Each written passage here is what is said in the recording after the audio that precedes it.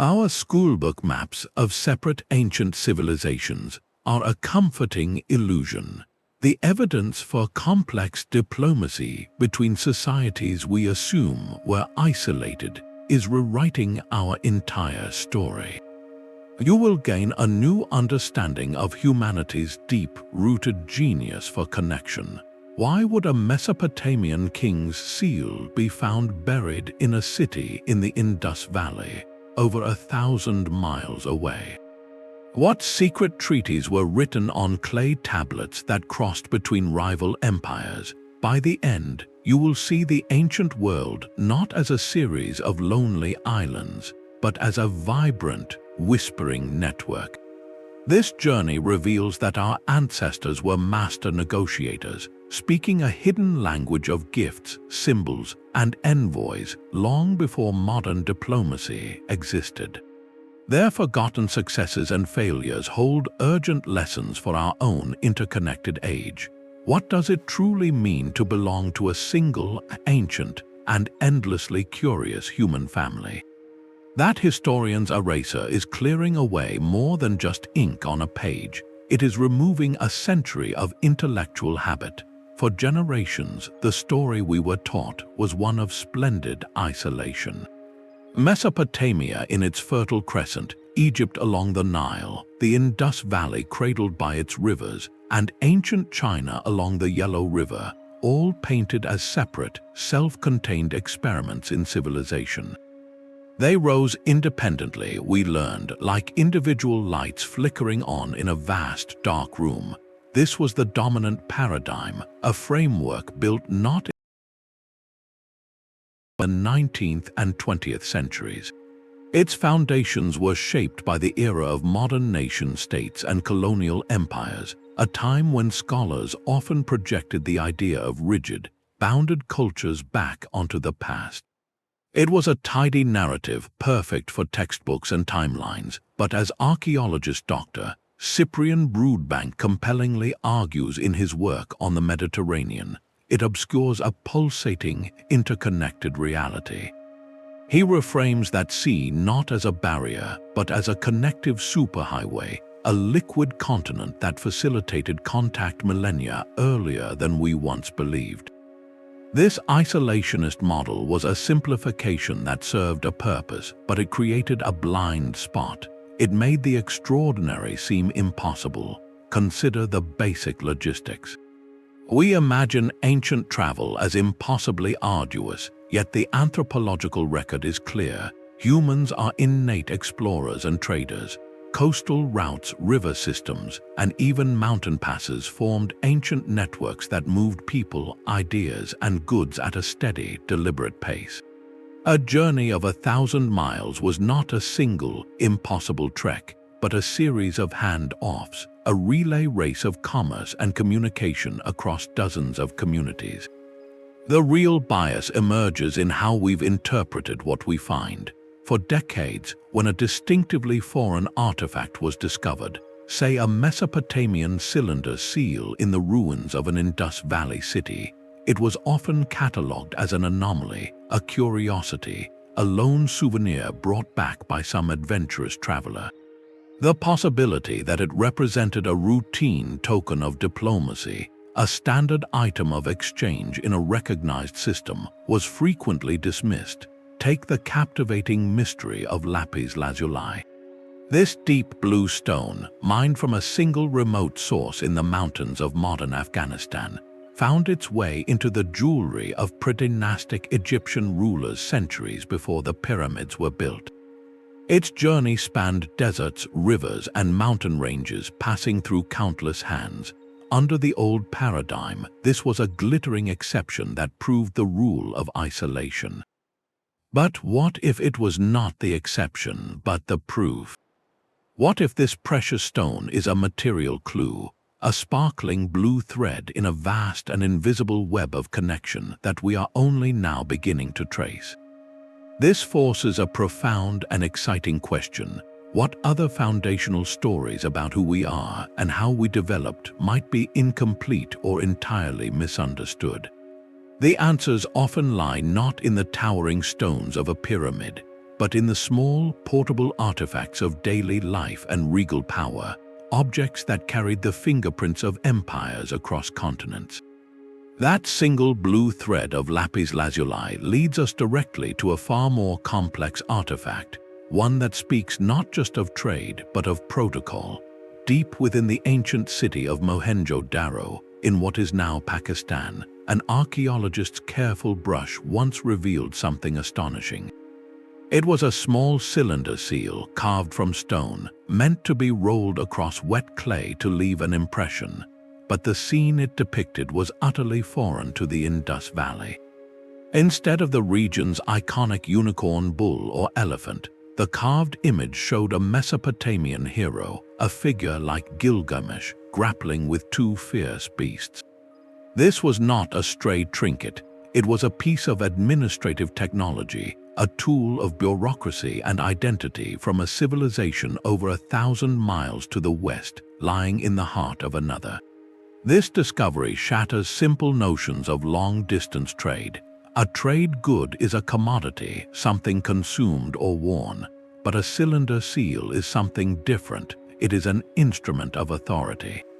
In Mesopotamia, these seals were used to mark clay tablets recording transactions, to seal storage jars or door latches, to officially verify and secure.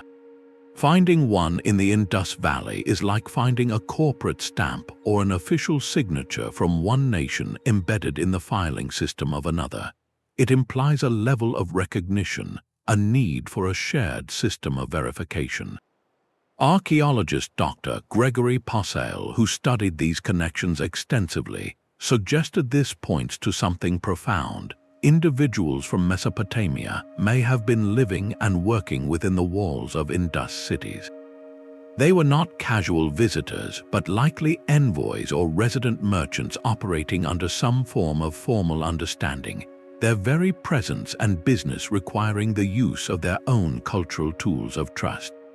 The details deepen the mystery. Some of these seals were made from local Indus stone but carved with unmistakably Mesopotamian motifs, a fusion of material and message. Others, like the distinct Gulf seal style, have been found at coastal sites from Bahrain to Oman to the Indus, mapping out a maritime corridor of interaction across the Arabian Sea. These objects were passports in clay, their symbols a silent language understood across linguistic divides. A hero subduing beasts was not just a story, it was a symbol of power and control, a message any ruling elite could comprehend. The presence of such seals in stratified archaeological layers, not as surface finds but embedded in the fabric of the city itself, tells us this was not a one-time event. It was a sustained practice. What we are witnessing here is the birth of complex diplomacy, conducted not with paper treaties but with portable symbols of power. A seal gifted from a Mesopotamian official to an Indus counterpart was more than a courtesy. It was a token of mutual recognition, a physical emblem that said, "We understand your systems and we will operate within them." It set the rules of engagement. This silent conversation in stone prompts a thrilling question. If they were exchanging the tools of bureaucracy, what else were they exchanging?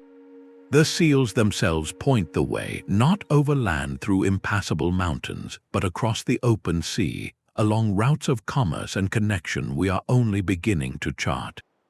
The silent language of those seals points to a vast and watery stage. In the late 14th century before the Common Era, a single wooden ship, heavily laden, sank in a storm off the rugged coast of what is now Turkey. It settled into the dark, silent depths, its story frozen for over 3,000 years. When it was discovered in the 1980s near the town of Uluburun, it offered not just a collection of artifacts, but a revolutionary snapshot. This was the Uluburun Shipwreck, a time capsule whose cargo manifest reads like a directory of the entire late Bronze Age world. Its excavation, led by maritime archaeologist Semel Pulak, revealed a vessel that was a floating piece of diplomacy. This was not a simple trader, but a sophisticated ship capable of carrying 10 tons of cargo across the open Mediterranean, a direct physical link between the palaces of Egypt, the Hittite Empire, Mycenaean Greece, and the Canaanite city-states. The ship itself was a masterpiece of technology, built from cedar planks fastened with mortise and tenon joints, a design that allowed it to withstand the sea's power. Its very existence proves that these civilizations did not just glance at each other across the water, they sailed it with purpose and precision. The cargo tells the deeper story. There were 10 tons of copper ingots from Cyprus and 1 ton of tin, likely from Mesopotamia or beyond. Alone, these were raw materials, but mixed in the correct ratio, they would produce 11 tons of bronze, the very lifeblood of the age for tools, weapons, and art. Yet alongside this industrial haul were personal, royal items. There was exquisite gold jewelry from Egypt, including a scarab bearing the name of Queen Nefertiti. There was beautiful pottery from Cyprus, Baltic amber that had traveled from northern Europe, African ebony logs, and even a ceremonial golden cup fit for a king's table.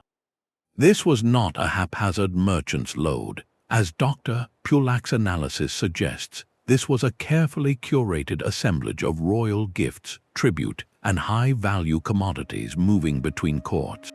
The personal belongings of the crew cemented this image of a connected world. Italian swords, Mycenaean spearheads, and weights from Mesopotamia and Egypt were all found together, indicating a truly international team aboard. This ship was a microcosm of Bronze Age globalization, a single vessel weaving together the fates of empires. Its journey required not just bravery, but deep knowledge, an understanding of seasonal winds, currents, and coastal landmarks that was passed down among generations of sailors. This maritime highway was the superhighway of the ancient world, and it carried more than goods. It carried ideas, artistic styles, and the soft power of diplomacy. The presence of such a ship makes the isolated civilization's model impossible to sustain. It forces us to ask a new question. If such valuable cargo was routinely crossing the open sea, what rules governed these high-stakes deliveries? How did a king in Egypt ensure that his precious gifts would reach his ally, the Hittite emperor, 1,000 miles away? The answers to those questions were not written on sailing charts, but pressed into soft clay. Those sunken treasures required a system of words to secure their passage. In the archives of ancient empires far from the sea, we find that system perfectly preserved. In the ruined city of Amarna, Egypt, archaeologists unearthed a library of clay tablets that had survived for over 3,000 years. These were not tax records or religious hymns, but the private diplomatic mail of Pharaoh Akhenaten. Known as the Amarna letters, this collection is the single most direct window we have into the minds of ancient kings, revealing a world already bound by intricate rules of engagement. Written not in Egyptian hieroglyphs, but in the cuneiform script of Mesopotamia, using the Akkadian language as a shared diplomatic tongue, these tablets prove that the great powers of the 14th century before the Common Era operated within a formal international system.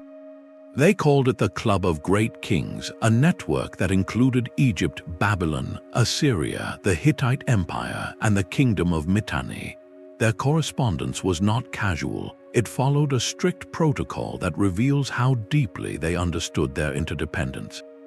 Each letter begins with elaborate, almost poetic greetings addressing fellow monarchs as my brother. This was not a term of affection, but a legal and political fiction establishing parity, a way of saying we are equals on this world stage and will treat each other as such. The substance of the letters then moves to the hard business of maintaining that fragile balance. One famous tablet from the king of Babylon to Akhenaten is a masterpiece of royal complaint. He writes, "You have sent me gold that, when it was put into the furnace, did not come out in the full amount." The Babylonian king is not merely upset about a bad shipment, he is invoking the rules of their club. Elaborate gifts of gold, silver, lapis lazuli, and fine textiles were not just generosity, they were a measured currency of diplomacy, a tangible demonstration of a king's power and his commitment to the relationship. Sending inferior gold was a breach of contract, a subtle insult that could destabilize the entire delicate peace. The messengers who carried these clay tablets across deserts and mountains were more than mailmen. They were trusted diplomats expected to negotiate, to explain their king's intentions, and to return with a reply. Their safe passage was guaranteed by the very system they served, an early form of diplomatic immunity. This written record shows that for these powers, isolation was a political choice, not a geographical inevitability. They chose to be connected because the alternative was weakness and instability. The ultimate proof of this system's sophistication is the treaty that ended the long rivalry between the Hittites and the Egyptians. After the colossal but inconclusive Battle of Kadesh, both empires, exhausted by conflict, turned to the tools of diplomacy. The resulting peace treaty, negotiated through this same system of messengers and formal language, was inscribed in both Egyptian hieroglyphs and Hittite cuneiform. It pledged eternal brotherhood and peace, promising mutual aid against invaders and the extradition of political refugees. It worked, securing a lasting peace that lasted for generations. This was not a simple handshake, it was a complex legal document born of a mature international order. Yet this club of great powers did not exist in a vacuum. Its influence, its language, and its very idea of high-stakes diplomacy rippled outward, touching societies far beyond the palaces of the Near East, societies we have long placed entirely outside this ancient web. The peace treaty between empires was written in a language of brotherhood, but its influence was carried on the currents far to the west. On the island of Crete, a researcher carefully pieces together a vibrant fresco from a Minoan palace. The scene is familiar, a procession of offering bearers, but the clothing is not. The figures wear garments of a style documented only on the walls of Egyptian tombs, a clear and deliberate artistic choice. This silent detail speaks volumes, posing a question that echoes across the Aegean Sea. How deep did the connections between these two great civilizations truly run? The material evidence provides a stunning answer. Throughout the palaces and tombs of Minoan Crete and later Mycenaean Greece, archaeologists have uncovered a consistent presence of Egyptian artifacts. These are not bulk trade goods but prestigious items, scarabs carved with royal cartouches, exquisitely made stone vessels of alabaster, and delicate faience beads in the distinctive Egyptian blue. Each object is a token of high status. In the treasury of the Mycenaean palace at Thebes, a stone jar fragment was found bearing the hieroglyphic name of Pharaoh Thutmose III, a direct personal link to the Egyptian court. As art historian Dr. Jackie Phillips has emphasized, these were not random souvenirs picked up by traveling merchants. They were almost certainly diplomatic gifts, physical symbols exchanged between royal houses to cement alliances and recognize mutual standing among the world's elite. The Egyptians themselves left a record of this relationship. In tombs from the same period, paintings depict envoys labeled as the Keftiu, people from the islands in the midst of the sea, bringing lavish tribute of metalwork and ornate vessels. Most scholars agree these Keftiu are the Minoans of Crete. This is not a depiction of conquest, but of formal, ceremonial exchange, a recognition of another sophisticated power across the water. The flow was not one way. At the Egyptian delta site of Avaris, the capital of the Hyksos and later a major pharaonic hub, archaeologists made a breathtaking find. Fragments of frescoes painted in unmistakable Minoan style, showing the iconic bull leaping ritual. This was not an imported part, but a living art form, suggesting that Cretan artists themselves may have been working at the Egyptian court, bringing their techniques and stories to the Nile. This two-way flow of people, aesthetics, and ideas completely shatters the old image of Egypt as a closed, inward-looking civilization obsessed only with its own eternity. It was an active participant in a wide Mediterranean dialogue. Perhaps the most astonishing evidence of this network's reach comes from a place we would never expect. In Bronze Age burials in what is now Germany, chemical analysis has detected traces of Egyptian blue, that same complex synthetic pigment. This was a technological secret, requiring precise knowledge of chemistry and high-temperature furnaces. Its presence so far north suggests this prized substance, or the knowledge to make it, traveled through long chains of exchange, passing from hand to hand across the continent. It means a local chieftain in Central Europe could be laid to rest with a color whose origin story began in the workshops of the pharaohs. This was a connected world on a scale that still staggers the imagination. If such tangible threads linked Egypt, the Aegean, and the forests of Europe, it forces a final, compelling question about a civilization that has long stood as the ultimate symbol of mystery and isolation. What secrets of connection are still hidden within the silent, script-less cities of the Indus Valley? The vibrant frescoes of Crete and the distant traces of Egyptian blue leave a haunting question about the script-less cities of the Indus. Here we face history's most profound silence, an entire civilization whose language we cannot read. Yet within that silence, a different kind of conversation may have been taking place. For decades, scholars like Dr. Asko Parpola have meticulously studied the thousands of inscribed seals and tablets left behind, searching not just for linguistic meaning, but for a symbolic vocabulary that could cross cultural divides. Without a Rosetta Stone, we must listen to what the images themselves are saying. The most common motif on Indus seals is a mysterious, powerful creature often called the unicorn, a bovine animal depicted in profile with a single, stylized horn. It stands before a ritual object, an incense burner or a standard, in a pose of solemn ceremony.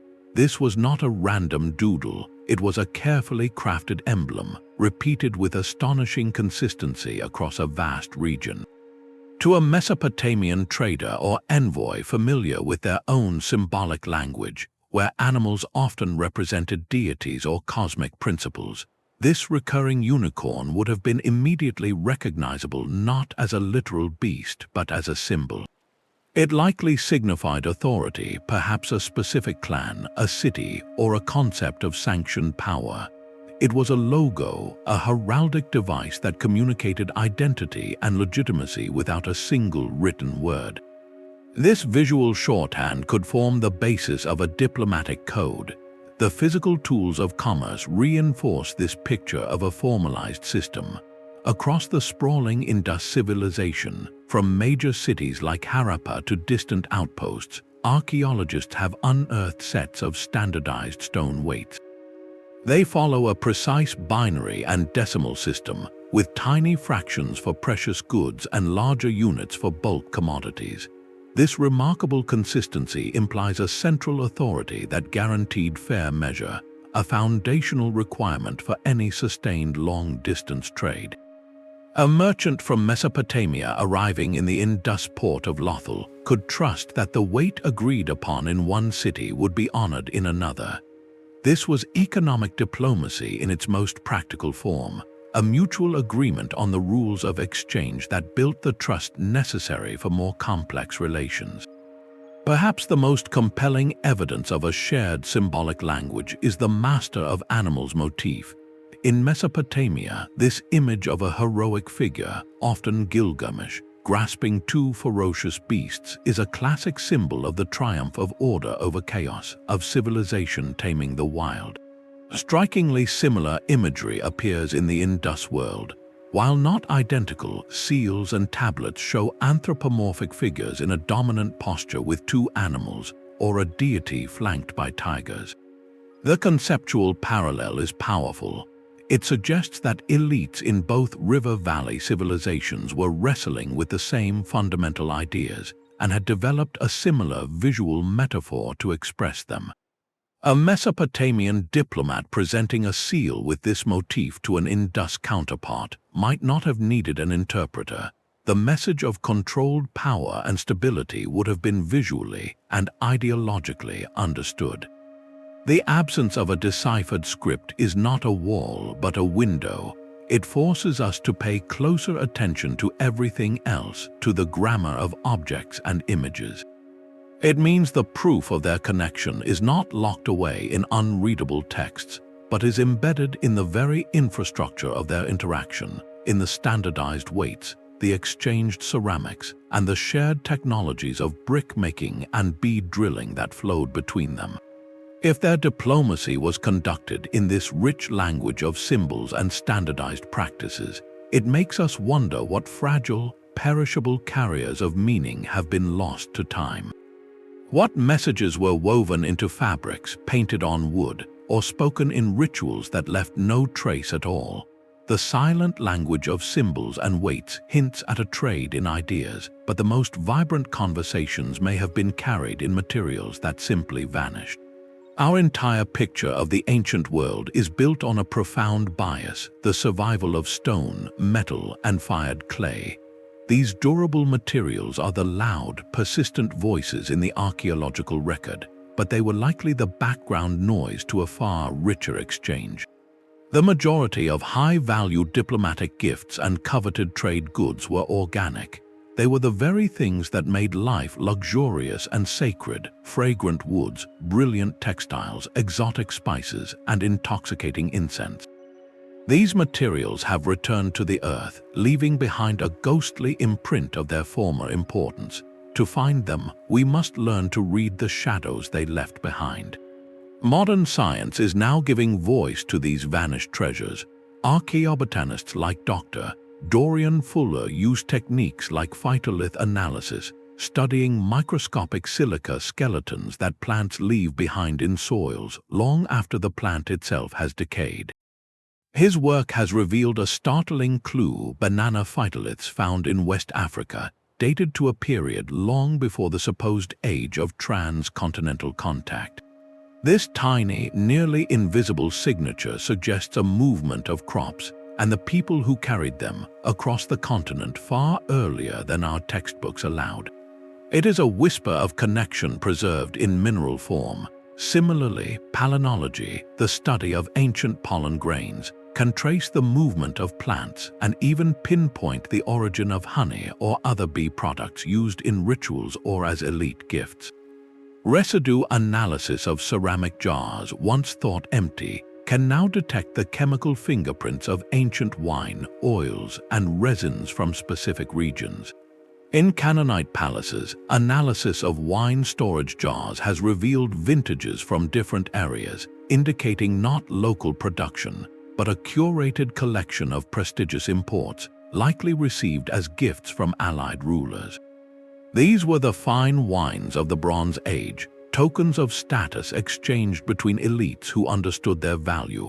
Ancient texts tantalize us with lists of these perishable prizes, confirming what the science is starting to see. Mesopotamian records speak repeatedly of receiving Meluhan wood and carnelian, items sourced to the distant Indus Valley. We can find the carnelian beads, but the wood, perhaps a fragrant sandalwood or a richly colored ebony, is gone. Egyptian tomb paintings show envoys from Punt bringing heaps of aromatic resins like myrrh and frankincense, alongside live trees and exotic animals. The artistic record is clear, but the actual bundles of incense have long since dissipated into scentless dust. Consider the sheer sensory impact of such diplomacy. A diplomatic envoy would not arrive with only a silent stone seal. They would come as a multisensory experience, the sight of brilliantly dyed silks or linens, the smell of rare spices like cinnamon from Southeast Asia or peppercorns from India, the taste of fine oils and wines, the feel of exotic animal furs. These materials carried cultural meaning and demonstrated access to the farthest reaches of the known world. They were the ultimate soft power. This reality forces a paradigm shift in how we measure ancient connection. The durable artifacts we unearth, the pottery, the seals, the metal ingots, they are merely the tip of a gigantic, melted iceberg. They were the sturdy containers and the official receipts for a trade that was fundamentally about ephemeral delight and sacred aroma. The Uluburun shipwreck carried its copper and tin, but its most celebrated cargo among the elites receiving it might have been the African ebony logs and the jars of precious terebinth resin, items that leave little trace after millennia underwater. If we only count what survives, we are counting the bones and ignoring the flesh of ancient interaction. The scale of exchange, the frequency of contact, the depth of mutual dependence, it all must be multiplied in our minds. This invisible commerce formed the true connective tissue between civilizations, a web of desire and reciprocity woven from threads that have not endured. To truly map this ancient world, we must therefore learn to chart not just the roads of stone, but these forgotten highways of scent, taste, and touch. From the ghostly trails of scent and spice, we turn to the solid ground they crossed. High above, a satellite view reveals a different kind of evidence, faint lines etched across the continents like ancient circuitry. These are the overland routes, the terrestrial stage where the drama of diplomacy played out step by arduous step. Geography was not just a backdrop, it was the active, defining character in this story, presenting both a barrier to be overcome and a corridor to be mastered. The movement of envoys and their precious caravans required more than courage. It demanded infrastructure, a hidden network of support that made the impossible journey merely difficult. Historical geographer Dr. Raoul McLaughlin emphasizes the sheer endurance required, journeys that could stretch for months across deserts, over mountain passes, and through river valleys. To understand their world, we must map these invisible highways. One of the oldest was the Lapis Lazuli Trail, a route that began in the remote mines of the Afghan mountains. From there, the deep blue stone traveled west, likely crossing the Iranian plateau, moving into Mesopotamia, and then down through the Levant, finally reaching the workshops of Egyptian jewelers. This was not a single road, but a chain of connected paths, each leg controlled by different communities who understood the value of what passed through their lands. Similarly critical were the tin routes, for tin was the rare ingredient that, when alloyed with copper, created bronze. Major sources in Anatolia, and possibly as far afield as Central Asia, fed this vital commodity into the economies of Mesopotamia and the Aegean. From the north came the amber roads, a network that brought fossilized resin from the Baltic Sea coast all the way down to the courts of Mycenaean Greece and even Egypt. These routes functioned as a slow, steady internet of the ancient world, transmitting not only materials but critical information, artistic styles, and technological ideas at the speed of a walking caravan. The security of such journeys hinged on a fragile ecosystem of mutual interest. Envoys did not travel through empty space. They moved through a mosaic of kingdoms, tribal territories, and city-states. This is where the concept of intermediary buffer states becomes crucial. Powerful empires often cultivated relationships with smaller polities along these corridors, offering protection or trade privileges in exchange for safe passage. Hittite texts mention a system of way stations, fortified posts where traveling officials could rest and resupply. This logistical foresight reached its zenith centuries later with the Persian Empire's Royal Road, a 2,500-mile highway with a sophisticated relay system of fresh horses and dedicated couriers that could carry a message from the Aegean to the Persian heartland in a matter of days. But even in the Bronze Age, the principles were being established. We see this in the autobiographical inscription of the Egyptian official Harkaf, carved in his tomb. He records his multiple journeys to the distant land of Yam, likely in Nubia, detailing the lavish gifts he brought back, including a dancing pygmy for the young pharaoh.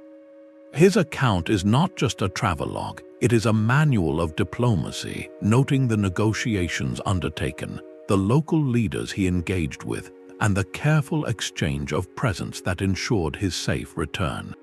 These routes were arteries of power, and their flow depended on a form of diplomatic immunity, an understanding that the person of the envoy and his sealed goods were inviolable, protected by the distant but very real authority of the king he represented.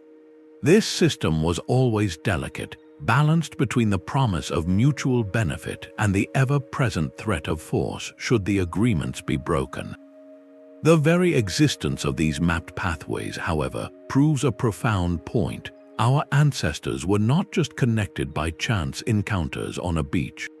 They built, maintained, and negotiated the use of formal channels of communication that spanned continents. This raises a final, inevitable question about the nature of this interconnected world. When such a vast and intricate system exists, what happens when it suddenly, catastrophically, falls apart? The intricate network of roads and agreements was always balanced on a knife's edge. In the spring of the 13th century before the Common Era, two colossal armies met at Kadesh in modern-day Syria. The chariots of Pharaoh Rameses II clashed with the forces of the Hittite king Muwatalli II in a thunder of hooves and bronze, a violent confrontation of epic scale. Yet from this moment of immense conflict emerged something equally monumental, one of history's first fully documented peace treaties. This paradox reveals a core truth about the ancient world. Warfare was not the opposite of diplomacy, but its most intense and consequential form of negotiation. Conflict forced the great powers to move beyond simple gift exchanges and into the realm of formal, binding, and highly complex international law. The treaty that ended the long rivalry between Egypt and the Hittites, meticulously analyzed by historian Dr. Trevor Bryce, is a masterpiece of this craft. Inscribed in both Egyptian hieroglyphs and Hittite cuneiform, it goes far beyond a simple agreement to stop fighting. It contains specific clauses for the extradition of political refugees, a promise of mutual military assistance if either empire is attacked by a third party, and even a detailed list of divine witnesses from both pantheons called to enforce the oath. This was not a hopeful handshake. It was a legalistic framework for a new, stable relationship, born directly from the exhaustion and mutual recognition of power that followed the battlefield. This dynamic, where competition breeds cooperation, became most urgent in the face of a shared, mysterious threat. In the twilight of the Bronze Age, the Eastern Mediterranean world was shaken by waves of invaders and migrants referred to in ancient texts simply as the Sea Peoples. Their precise origins are still debated, but their impact was catastrophic, contributing to the collapse of the Hittite Empire and threatening Egypt itself. This common, existential danger spurred an unprecedented level of cooperation between former rivals. There is evidence that the last Hittite king appealed to his former enemy, the Pharaoh of Egypt, for emergency shipments of grain to stave off famine. A request that implies a functioning diplomatic channel remained open even as their world crumbled. When survival itself was at stake, the intricate system of international relations proved its worth, allowing for desperate alliances that transcended old grudges. Within this system, the most powerful guarantees of peace were not written on clay, but were living, breathing people. Royal children were often sent to be raised in the courts of allied or recently subdued kingdoms. These young princes and princesses were not merely guests, they were high-status hostages, their well-being ensuring their fathers' continued loyalty to the treaty.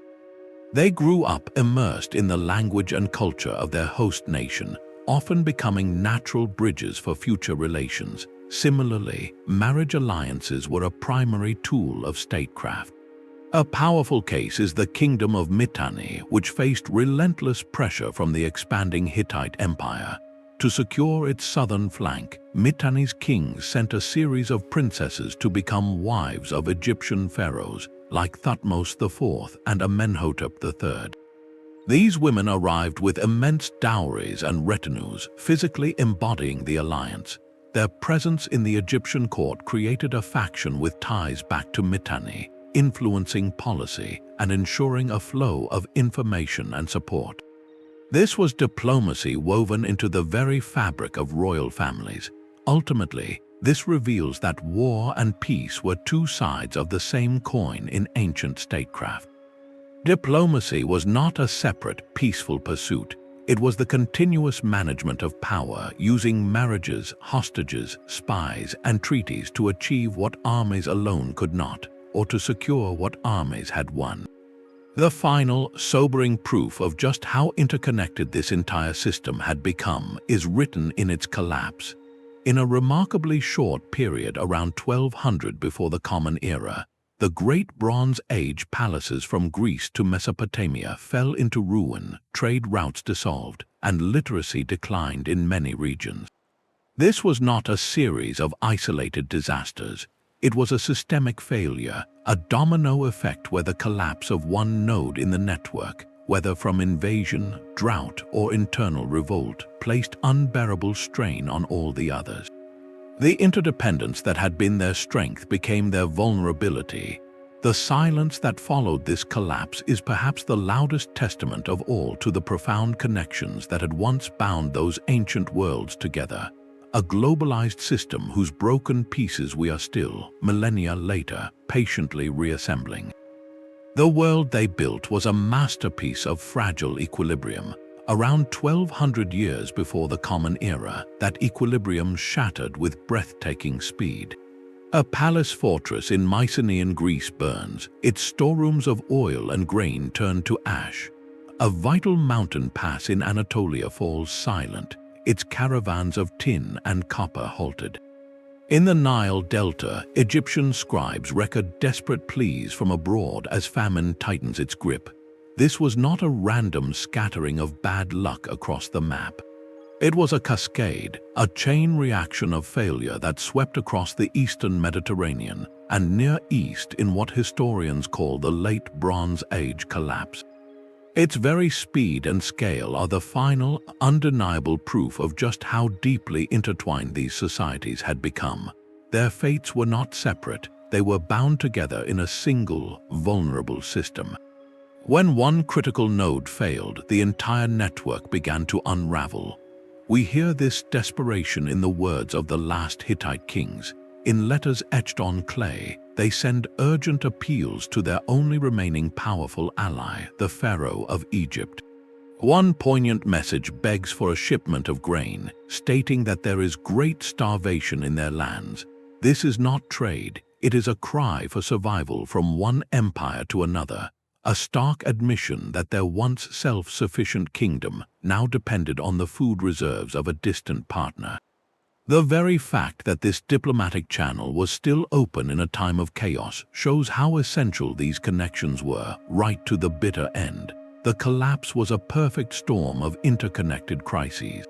A prolonged period of drought and climate change, evidenced by tree ring and sediment records, placed immense strain on agricultural systems from Greece to Mesopotamia. Crop failures led to famine, which fueled social unrest and internal rebellion. At the same time, large-scale movements of people, the enigmatic Sea Peoples, placed unbearable military pressure on coastal cities and trade routes. But perhaps the most telling domino was the disruption of the tin and copper trade. Bronze was the backbone of the age for tools, weapons, and prestige goods. The intricate routes that brought tin from Central Asia or Anatolia to the workshops of the Mediterranean were severed. Without this essential alloy, the economic and military engine of every palace-based society seized. The fall of the Hittite Empire, a major power and a crucial linchpin in these networks, did not happen in isolation. It created a power vacuum and a logistical black hole that catastrophically affected everyone who had depended on it, from its allies to its trading partners. The cultural evidence for this systemic failure is just as clear. The international diplomatic language, Akkadian, ceased to be used across the region. The Club of Great Kings, with its elaborate brotherhood and gift exchanges, simply vanished from the historical record. The vibrant exchange of luxury goods evaporated. A clear archaeological marker is the sudden and complete cessation of exports of fine Mycenaean Greek pottery to the Levant and Egypt. For centuries, these distinctive vessels had been a staple of elite trade, and then, around 1200, the flow stops entirely. It is a silent layer in the dirt that speaks volumes about a world gone quiet. This collapse ushered in a centuries-long period often called a Dark Age, where literacy declined, monumental building paused, and long-distance contact dramatically reduced. That this retreat into smaller, more local worlds happened everywhere at once is perhaps the most powerful argument against isolation. You cannot retreat from a global system unless you were part of one to begin with. Their deep interdependence was their strength until it became their catastrophic vulnerability. Yet, from the ashes of this collapsed network, the human impulse to connect did not die. It simply found new paths, often in the most unexpected of places. That silence after the Bronze Age collapse was not an end, but a reset. While the Mediterranean network lay in fragments, other threads of connection were being spun across even more formidable distances, on scales that challenge our deepest assumptions about the ancient world. To truly grasp the scope of ancient diplomacy, we must zoom out to a global map and follow arrows that stretch tentatively across the vast emptiness of the Sahara Desert and the immense expanse of the Indian Ocean. This pushes us into the realm of controversial evidence and spirited debate, where we must carefully separate fringe speculation from emerging archaeological data that hints at connections we are only beginning to understand. It is a field that demands open-minded skepticism. Consider the Sahara. Today it is a sea of sand, but in antiquity it was not an absolute barrier. Archaeologist Dr. Timothy Insol's work in West Africa reveals early, sophisticated trade networks moving gold, ivory, and slaves northward, connecting sub-Saharan kingdoms with the Mediterranean world through intermediary states like ancient Ghana. These were not random caravans, but organized systems that implied political agreements and mutual recognition between vastly different cultures. The real controversy, however, lies in the Trans-Oceanic hypotheses. For decades, theories have suggested pre-Columbian contact between Africa and the Americas, pointing to Olmec colossal heads with features some interpret as African, or to alleged findings of New World crops like maize in pre-1592 Old World archaeological sites. The mainstream scholarly consensus remains deeply skeptical, citing a lack of conclusive, verified evidence. The discovery of a single Roman coin in India, for instance, proves nothing more than that a coin traveled, not that a Roman envoy established formal relations. Yet the debate itself is valuable, for it forces us to ask a critical question: what would constitute sufficient proof to redraw our historical maps? Sometimes the evidence is not in grand statues, but in the silent, incremental details. A powerful example of a proven, complex network is found in the Indian Ocean. A 1st century text known as the Periples of the Erythraean Sea, a Greek sailor's guide, meticulously details trade routes and diplomatic relations between Roman Egypt, the East African coast, Arabia, and India. It describes ports of trade, local rulers, and coveted goods like pepper, pearls, and silk. This was not guesswork, it was a working document for merchants and diplomats, proving an established, operational system of exchange and protocol existed 2,000 years ago.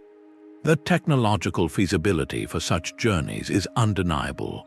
We need only look to the Polynesian voyagers who navigated the open Pacific using stars, wave patterns, and wind knowledge to settle islands across thousands of miles of open ocean.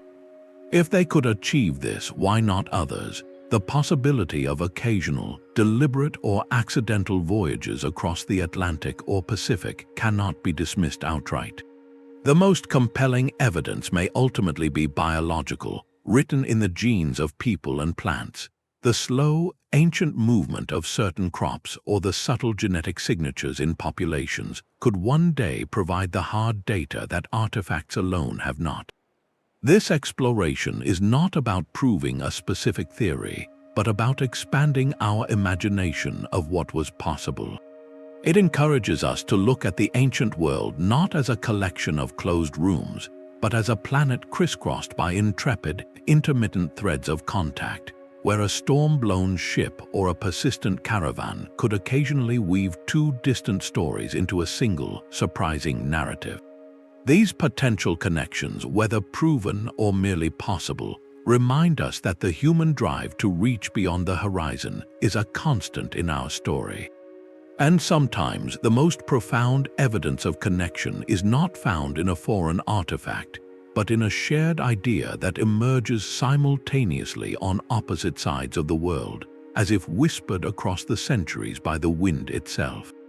The silence of artifacts is now being filled by a far more intimate whisper, the language of life itself. In a clean, modern laboratory, a scientist carefully extracts a minute sample from an ancient tooth, a skeletal remnant thousands of years old. They are not looking for gold or inscriptions, but for something far more personal: deoxyribonucleic acid. This field, archaeogenetics, is providing the most personal and undeniable proof of ancient connection, written in the very code of our ancestors. The stories it tells are of journeys not just taken but lived. When geneticists like Dr. David Reich analyze the ancient deoxyribonucleic acid of individuals from the ancient Levant, they find a stunning signature: ancestry from two profoundly different sources, early Anatolian farmers and Iranian herders, blended together millennia ago. This is not evidence of a sudden invasion, but of a slow, sustained interweaving of populations over countless generations. It means people from distant regions were not just passing through, they were settling down, building families, and becoming part of the community.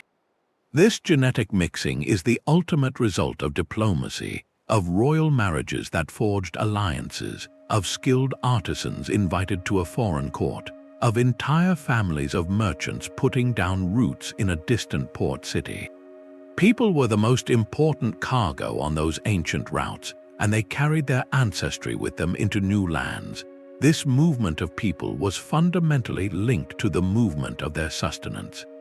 Long before spices and silks, the most vital exchanges were of staple crops, the very foundation of civilization. The spread of agriculture is a map of peaceful knowledge transfer on a continental scale. Take the story of African millets, hardy grains like pearl millet and sorghum. By 2,000 years before the Common Era, these crops, domesticated in the savannas of West Africa, had been carried across the Arabian Sea and were being cultivated in India. This journey required more than a single storm-blown voyage.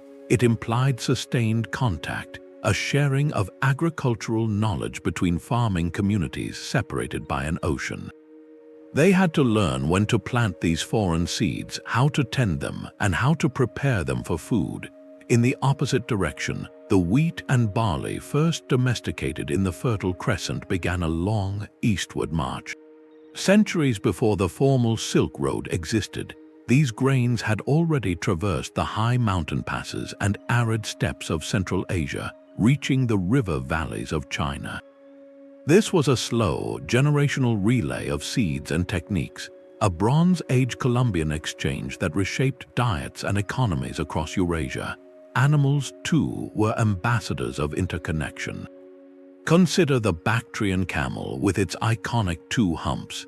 It was domesticated in the rugged landscapes of Central Asia, not for its meat but for its unparalleled endurance.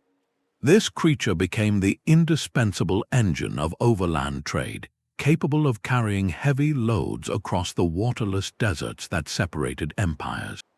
Its widespread use was a technological revolution that enabled diplomacy, allowing caravans bearing gifts, letters, and envoys to cross distances once thought impassable. The camel itself was a product of ancient knowledge, and its adoption across cultures was a silent agreement on the best way to bridge the world. This biological evidence, from genes to grains to livestock, provides something artifacts alone cannot: a continuous timeline and a living map.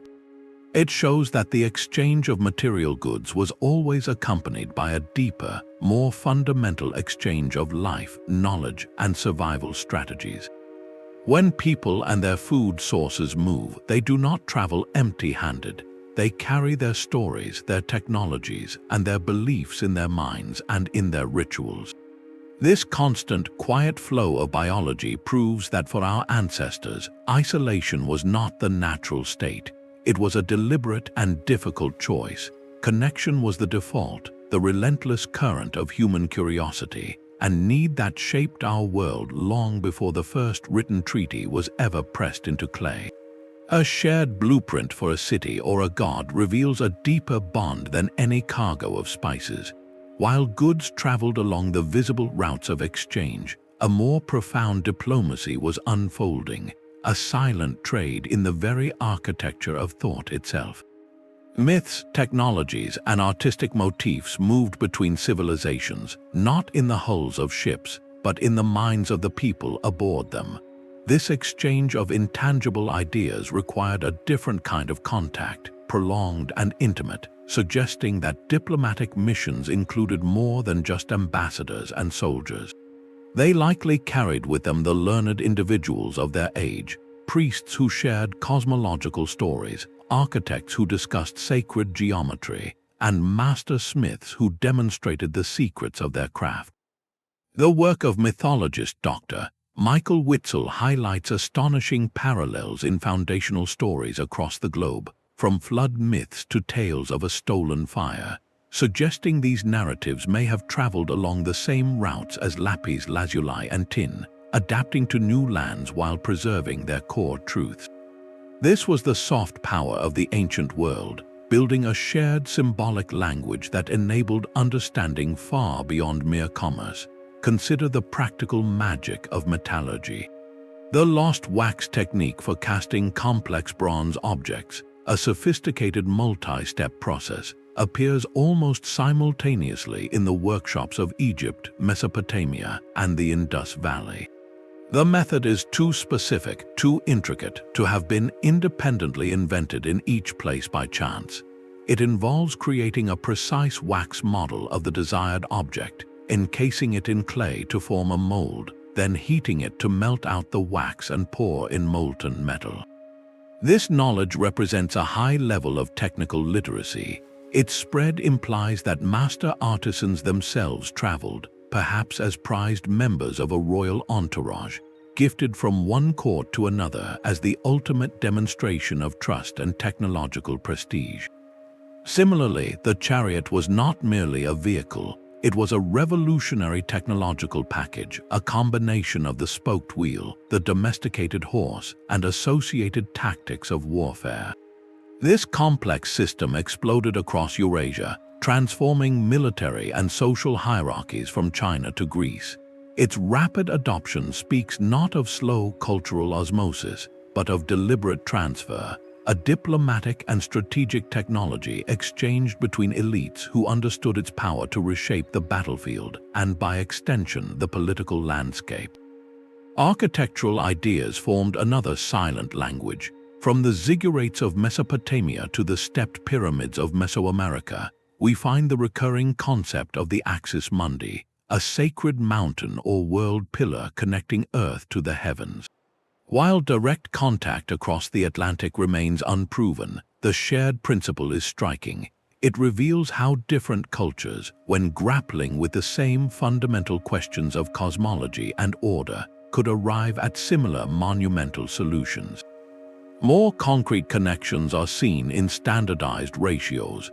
The consistent brick dimensions found across the cities of the Indus Valley and their echoes in Mesopotamian construction suggest a transmitted concept of urban planning, a shared ideal of what a city should be, likely passed between architects in the service of kings.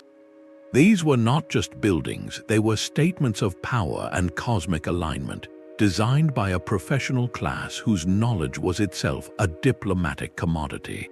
Sometimes these exchanged ideas transformed into lasting cultural memories. The Greek legend of the Minotaur, the bull-headed monster confined in a labyrinth, may preserve a distant echo of this intellectual trade. For the Mycenaean Greeks, who later dominated Crete, the awe-inspiring Minoan practice of bull leaping, depicted vividly in those palace frescoes, would have seemed both alien and profoundly powerful. Over centuries, the memory of this ritual, witnessed perhaps by early Mycenaean envoys or traders, could have fossilized into myth, a story where the sophisticated, terrifying spectacle of the bull court became a monster in a maze. This adaptation is key. Ideas were never simply copied, they were translated. Each culture received a concept, whether a myth, a motif, or a technique, and remade it in their own image, using local materials, fitting it into their own pantheon, and aligning it with their unique worldview. This process created a hybrid cultural landscape, a tapestry woven from threads gathered across continents. To manage this constant creative exchange, a sophisticated international class emerged, not just merchants, but scholars, engineers, and artists who became the living repositories of this connected world's shared genius. Their legacy asks us to listen carefully, not just for the clatter of traded goods, but for the older, quieter stories whispered in the shape of a temple, the formula for an alloy, or the plot of a hero's tale. Behind every exchanged seal and every peace treaty stood a person, a professional trained in the delicate art of navigating foreign courts. These were the envoys and translators of antiquity, the human circuitry that powered the entire system. They carried more than gifts and clay tablets. They carried the fragile reputation of their king, and their success or failure could mean the difference between alliance and war. The Amarna letters are filled with their names and their struggles, offering us rare personal glimpses into their high-stakes world. In one message, the king of Babylon complains bitterly that his messengers to Egypt were detained for 6 long years. This was not a simple logistical error, it was a profound diplomatic insult and a potential act of hostage-taking. The treatment of an envoy was a direct reflection of the respect one king held for another. These individuals needed a formidable skill set, fluency in multiple languages, of course, but also a deep understanding of foreign customs, religious taboos, and courtly etiquette. They had to master the art of delivering a veiled threat or a delicate request without causing catastrophic offense, often relying on poetic phrasing and carefully calibrated gifts to smooth the way. The tomb of the Egyptian vizier Rekhmiah provides a stunning visual testament to their importance. Its walls are painted with vivid scenes of foreign delegations, men from Crete, Nubia, and Syria, each depicted in their distinct dress, presenting their tribute to the pharaoh. This was not just a display of wealth, it was a ceremonial record of statecraft, showing the formal reception of diplomats as a core function of government. These envoys were high-status figures, but their role came with immense personal risk. They could be held as political pawns, imprisoned, or worse if relations between their homeland and the host kingdom deteriorated. Their lives were the collateral that guaranteed the messages they carried. For sustained interaction, more permanent solutions emerged. Cuneiform tablets from Mesopotamia make intriguing references to Meluhan villages, distinct quarters within Sumerian cities believed to be communities of people from the distant Indus Valley. If these interpreters are correct, these were not just transient merchants but established expatriate communities. They would have served as indispensable cultural liaisons, translators, and facilitators of trade, maintaining a living bridge between their homeland and their host society for generations.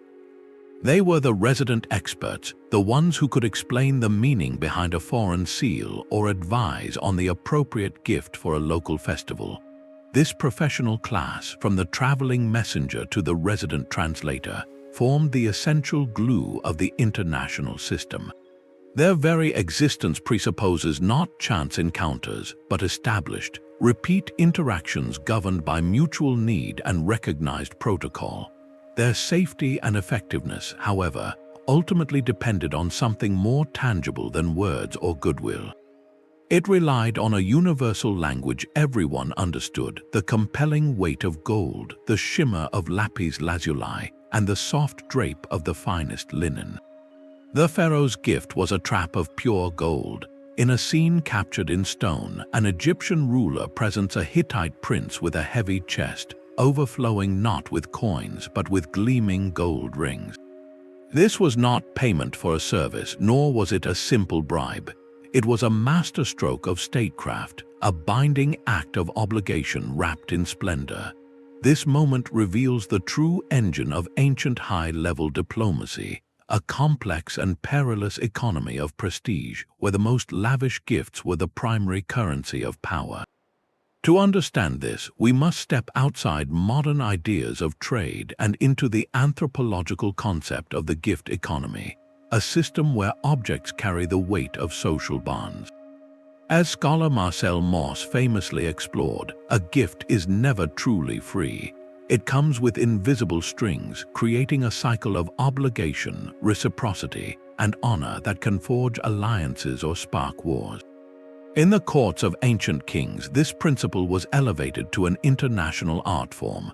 The exchange of luxury goods, gold, ivory, lapis lazuli, and exquisitely woven textiles was never just commerce. It was a politically charged conversation. Each item was a coded message about the giver's wealth, reach, and respect for the recipient. The foundational rule was strict parity. Kings addressed each other as brothers in their letters precisely because their gifts had to reflect that fictional equality. A perfectly matched exchange reinforced their bond as peers on the world stage. But the system was fraught with risk. A delayed return gift signaled disrespect or weakness. An inferior one was a direct insult, a potential cause for conflict. The Amarna letters are filled with these delicate negotiations. One Babylonian king complains bitterly that the gold sent by Egypt was of poor quality, and worse, that the chariots and horses he received were not as fine as those sent to a lesser ruler. His outrage is not about mere value, it is about his perceived standing in the diplomatic brotherhood. The gift lists themselves read like catalogues of ancient power and desire. From Hittite archives we find inventories detailing horses trained for war, ornate jewelry inlaid with precious stones, furniture of rare woods, and even highly skilled individuals, like physicians or metalworkers, sent as living demonstrations of technical prowess.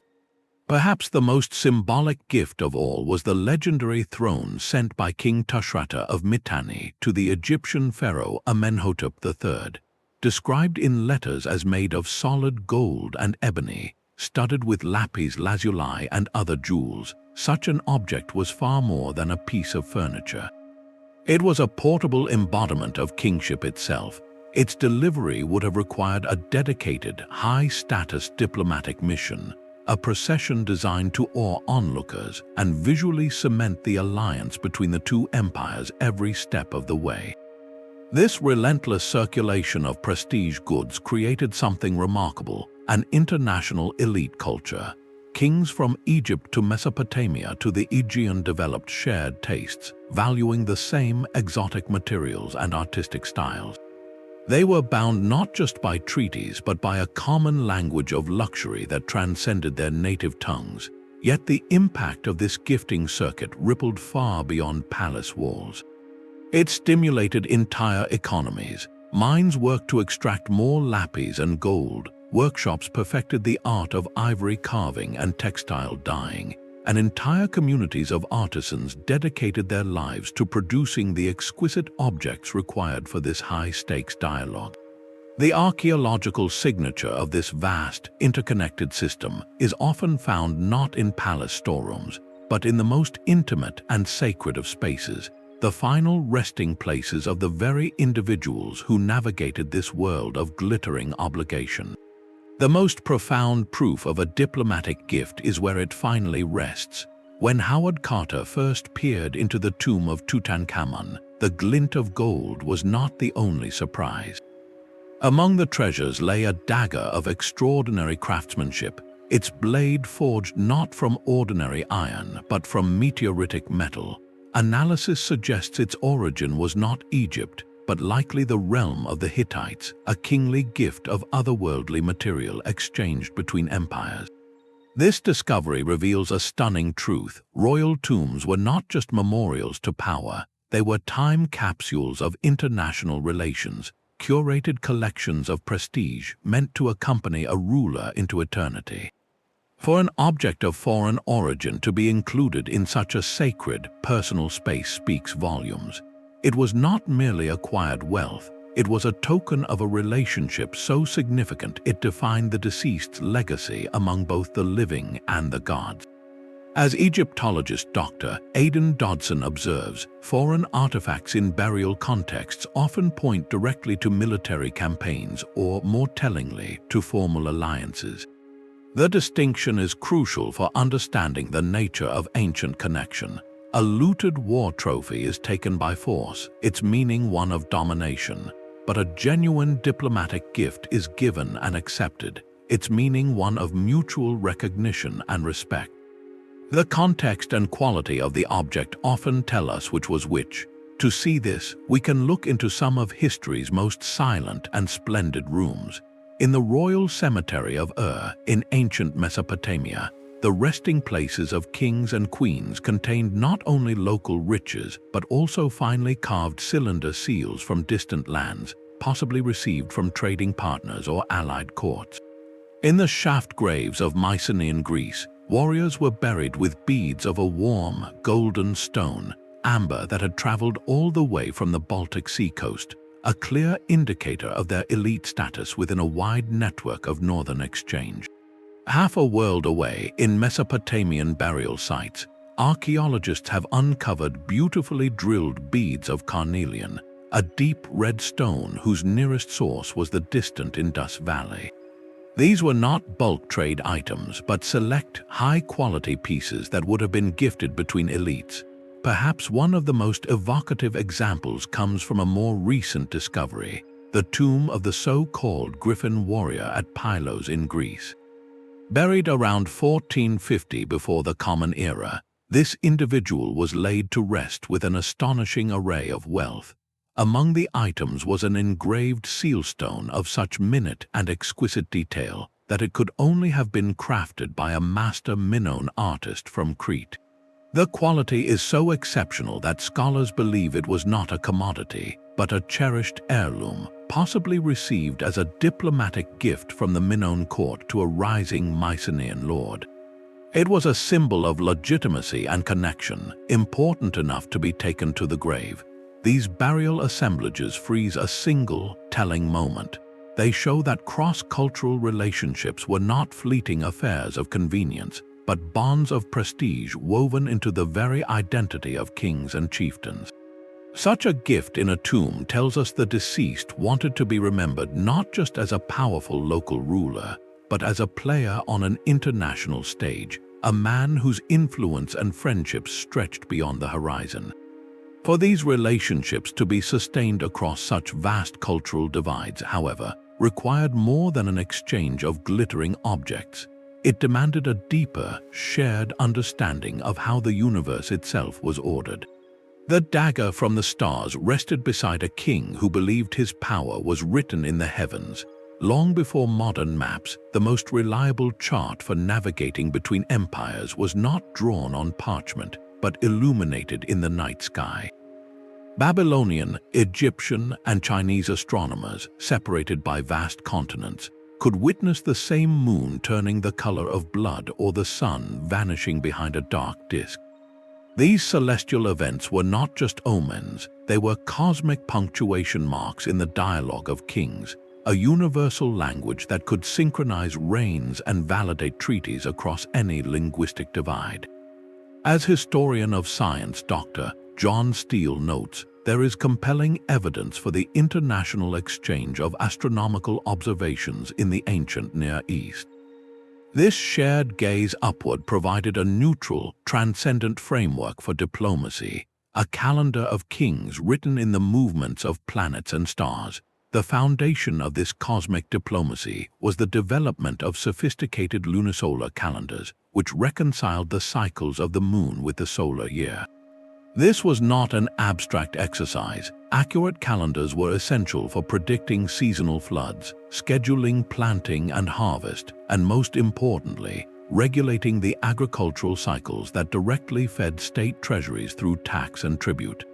A king who could predict the Nile's rise or the optimal time for harvest in his own land held economic power, but a king who could align his calendar with a distant ally's created a framework for synchronized action.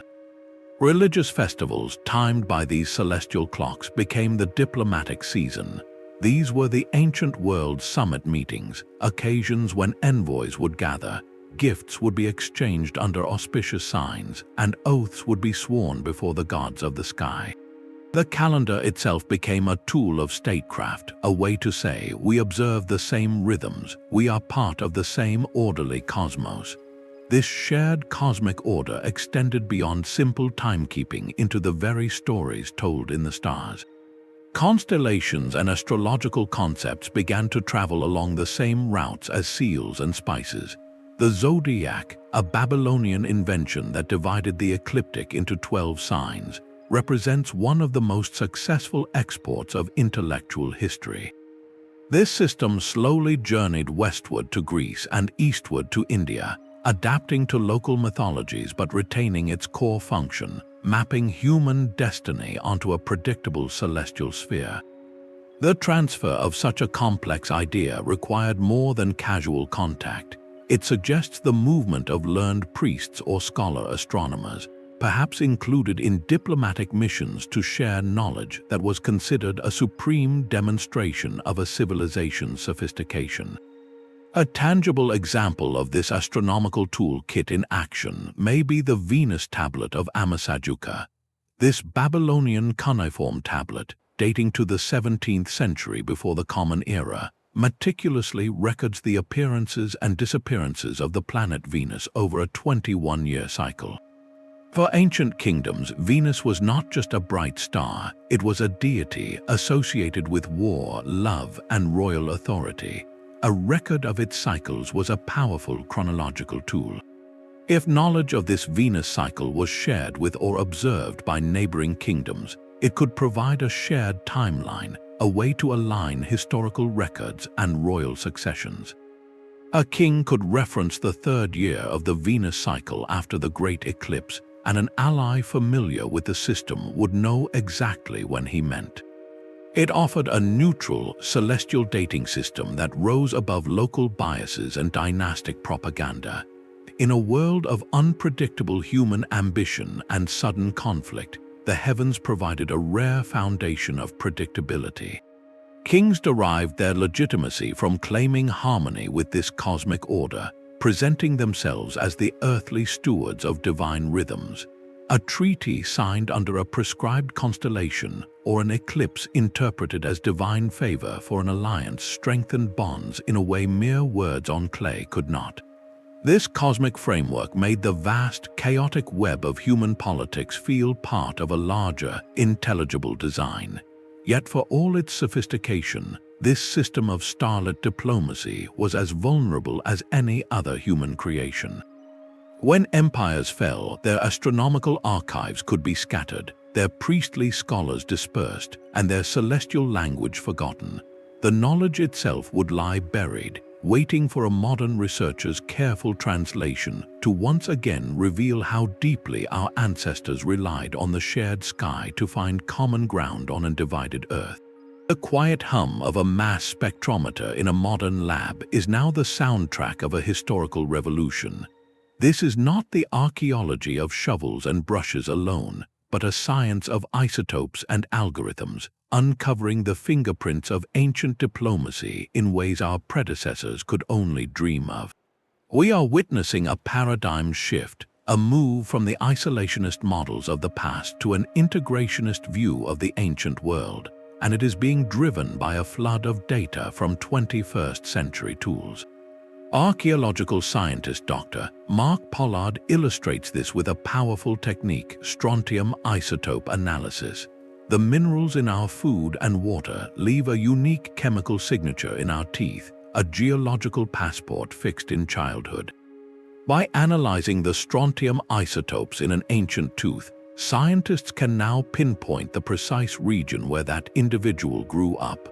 Imagine finding the remains of a high-status woman in an Egyptian tomb, and through this analysis, discovering she spent her childhood hundreds of miles away in the Levant. This is no longer speculation, it is proof. It confirms the movement of royal brides, envoys, and entire families, turning the vague idea of cultural exchange into a personal story of a life lived between worlds. The technological toolkit is vast and transformative. Light detection and ranging, or LiDAR, uses laser pulses from aircraft to digitally strip away dense jungle canopy, revealing the ghostly outlines of ancient cities and road networks in Central America and Southeast Asia that were completely invisible from the ground. These are the very highways that carried ideas and emissaries. In the laboratory, residue analysis on ceramic sherds long catalogued as empty can now detect the chemical traces of ancient wine, olive oil, or distant spices, reconstructing the menu of a diplomatic feast. Perhaps most profound are the digital humanities projects, massive databases that link artifact finds from museums and excavations across continents.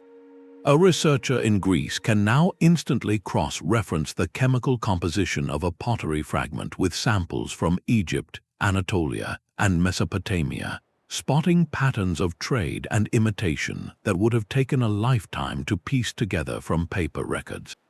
This new lens is forcing a thrilling re-examination of old evidence. Take the site of Tel el-Dab'a in the Nile Delta, ancient Avaris. Excavated decades ago, it yielded curious fresco fragments showing bull leaping and other Aegean motifs. At the time, they were puzzling anomalies. Today, reanalyzed with our interconnected worldview, they are recognized as decisive evidence for a sustained Minoan presence at the highest levels of Egyptian society.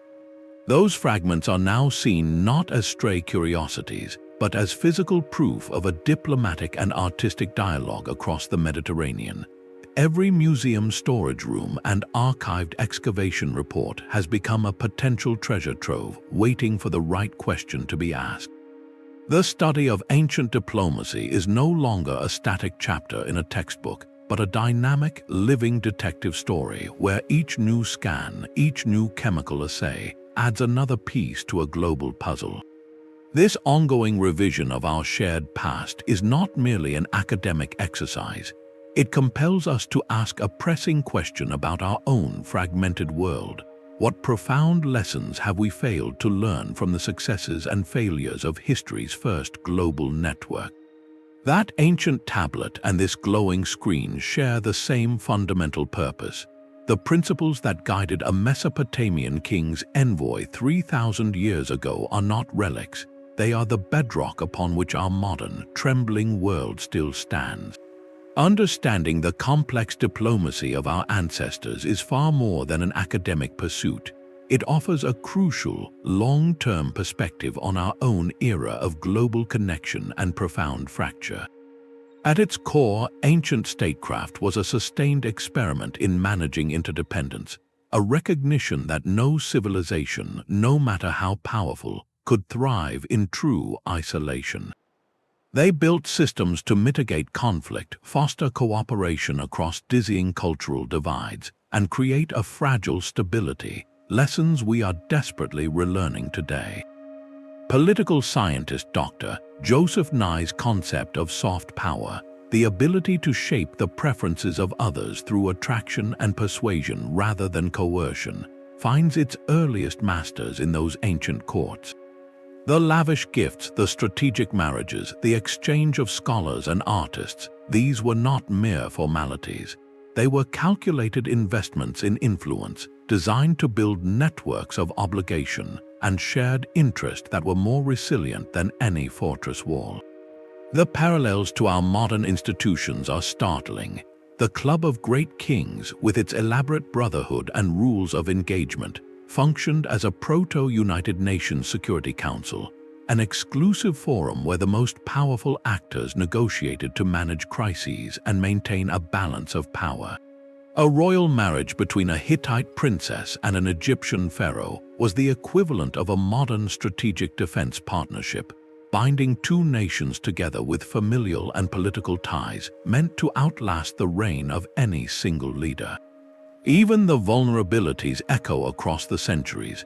The catastrophic late Bronze Age collapse, triggered by the failure of interconnected trade networks and a cascade of systemic shocks, stands as a stark, ancient warning about the fragility of our own globalized supply chains. When one critical node fails, whether it is a port, a supply of semiconductors, or a source of energy, the entire network feels the tremor. Our ancestors learned this the hard way, and their world grew darker for generations as a result. The most enduring lesson, however, is in the methodology. Ancient diplomacy succeeded when it prioritized the slow, patient work of building trust. This was achieved through repeated, ritualized interaction, the steady exchange of envoys who learned the language and customs of their counterparts, and the cultivation of a shared elite culture that valued similar art, luxury, and cosmic ideals. The famed peace treaty between the Hittites and Egyptians did not emerge from a single battle, but from decades of fraught interaction, culminating in a legalistic document so effective it secured peace for generations. It was a masterpiece of conflict resolution built on a foundation of mutual recognition and exhausted pragmatism. Reflecting on this deep history forces a challenging question for our time. Are we merely reinventing the wheel, or can we consciously learn from these ancient playbooks? Our tools are faster, our crises are planetary in scale, but the human dynamics of fear, honor, and interest remain unchanged. This perspective also dismantles a persistent and dangerous modern myth, the idea of pure, isolated cultures. The evidence is overwhelming that from our very beginnings, human societies have been hybrid, shaped by continuous borrowing, blending, and negotiation. To claim otherwise is to ignore the very fabric of our shared past. The silent, patient wisdom from those clay tablets suggests that our survival may once again depend not on building higher walls, but on weaving stronger, more resilient threads of understanding across the divides we have inherited. A flag waves above a crowd chanting for a pure, ancient heritage. In a museum case just miles away, a single artifact tells a different story entirely. Its form a seamless blend of two distant cultures. This stark contrast lies at the heart of a modern dilemma. Why has the myth of isolated civilizations been so tenaciously held and so powerfully weaponized? The narrative of cultural purity is not an innocent historical error. It is a political tool, carefully constructed and maintained to serve ideologies of exclusion. Historian Dr. Suzanne Marchand's work reveals how 19th-century scholars, often operating within colonial empires, systematically framed the ancient past. They presented glorious civilizations like Egypt or India as static achievements of a distant golden age, later fallen into decay and disconnected from a wider world. This framing served a dual purpose. It justified European colonial intervention as a benevolent rescue mission, while also allowing the West to claim a unique, self-generated lineage back to Greece and Rome. The isolationist model was never just about history, it was about power. This intellectual framework provided a ready-made blueprint for modern nationalism. If a nation could claim descent from a civilization that sprung, fully formed and untouched from its own soil, it could argue for racial or cultural supremacy. It fueled ideologies that demanded closed borders and ethnic homogeneity, pointing to a fictional past to justify a divided present. We see this in the deliberate denial of clear and sustained connections, like the profound cultural and political influence of Nubian kingdoms on dynastic Egypt, a relationship so close that at times Nubian pharaohs ruled the Nile. This evidence is often minimized or sidelined in popular narratives that prefer an Egypt isolated on its own continent. Similarly, the sophisticated maritime networks of the Phoenicians, whose presence in Britain is attested by archaeological finds, are sometimes downplayed to preserve a myth of isolated Celtic development. The political use of this myth is not confined to any one region or ideology. Consider the traditional narrative of ancient China, long portrayed as a civilization that developed in splendid isolation within the Yellow River Valley, proudly self-sufficient. This model has been invoked for centuries to support ideas of cultural continuity and independence.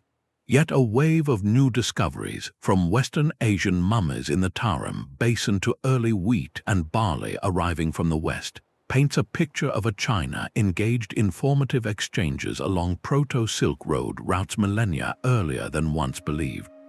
The closed model was a political choice, not an archaeological reality.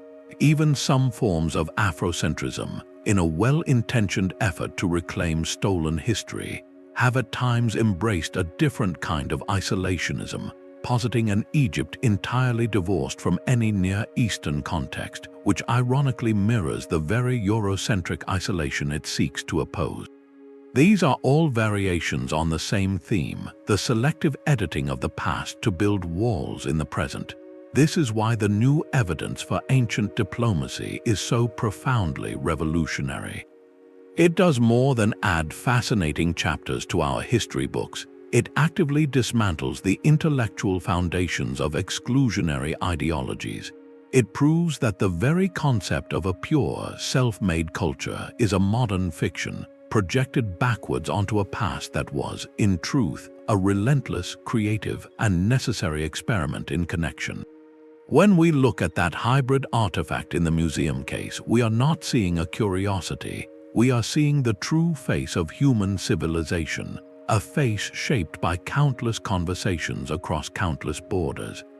This realization forces the ultimate question: if our origins were never pure, but always a tapestry of borrowed threads, what does that mean for the story we tell about where we all began?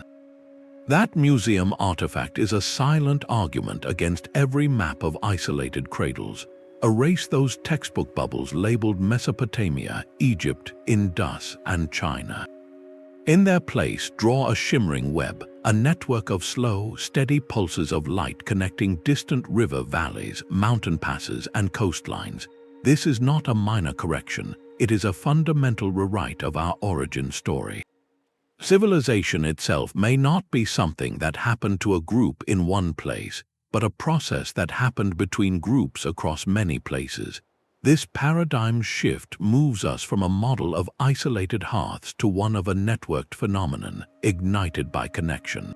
Archaeologist Dr. Colin Renfrew gave us a powerful framework for understanding this, called peer-polity interaction. The idea is that complex societies, whether neighboring kingdoms or distant empires, do not develop in a vacuum. They constantly stimulate one another's growth through a relentless cycle of competition, imitation, and exchange. Think of it as an ancient arms race of ideas.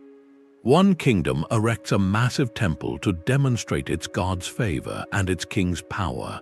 A rival kingdom, seeing this, is not just impressed, it is challenged. It must build something grander or develop a more efficient bureaucracy to marshal the resources to try. They compete not just on battlefields, but in the scale of their monuments, the sophistication of their record-keeping, and the luxury of their courtly goods. This competitive emulation, fueled by the diplomatic and trade channels we have traced, becomes a powerful engine for accelerated development everywhere. This reframes every so-called independent invention. Take the nearly simultaneous emergence of state-level societies and writing in Mesopotamia and Egypt.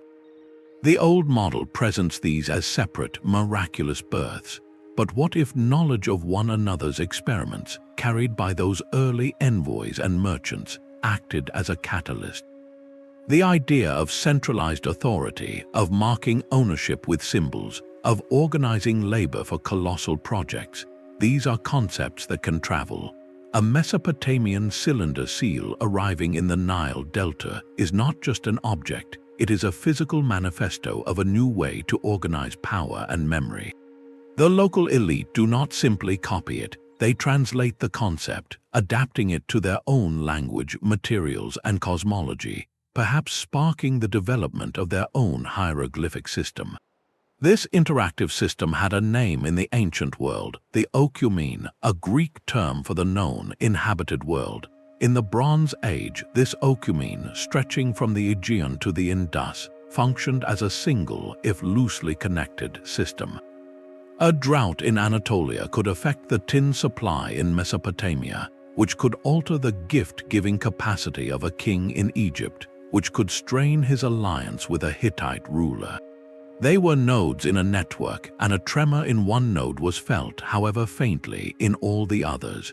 This perspective makes our endless search for the single first, the original birthplace of the wheel or the state, somewhat misguided.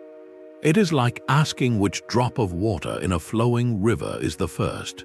The innovations that define civilization, monumental architecture, metallurgy, bureaucratic administration, they spread and mutated through this network, being refined and reinvented at each stop.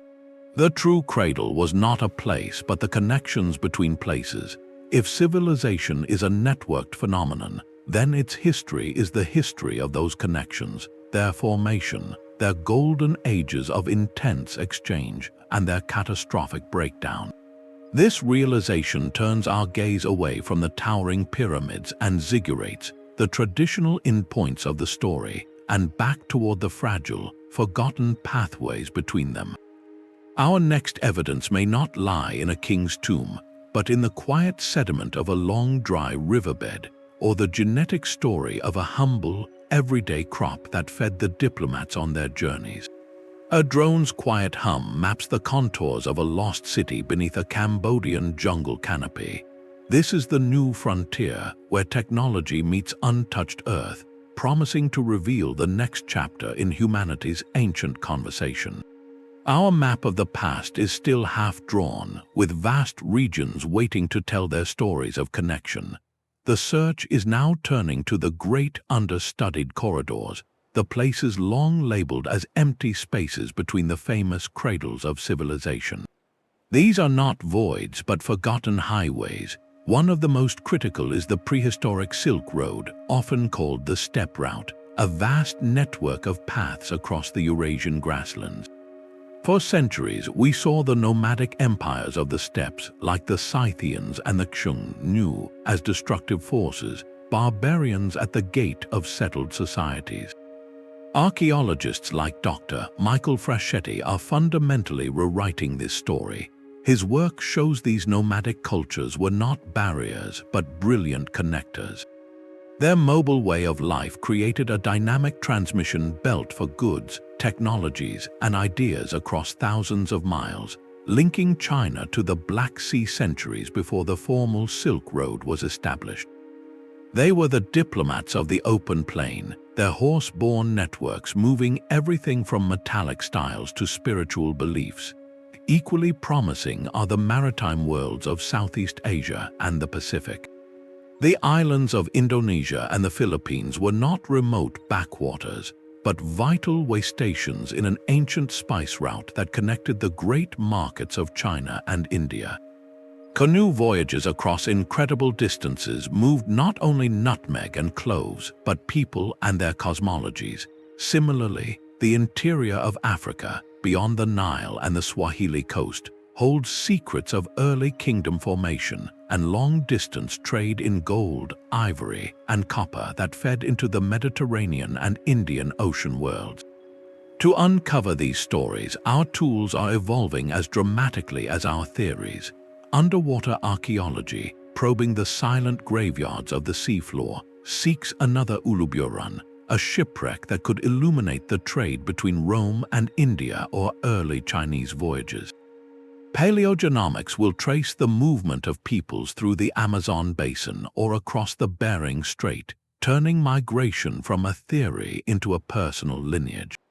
And the persistent dream of decipherment continues. If we could finally read the script of the Indus Valley, we would hear their own voice describe their foreign dealings.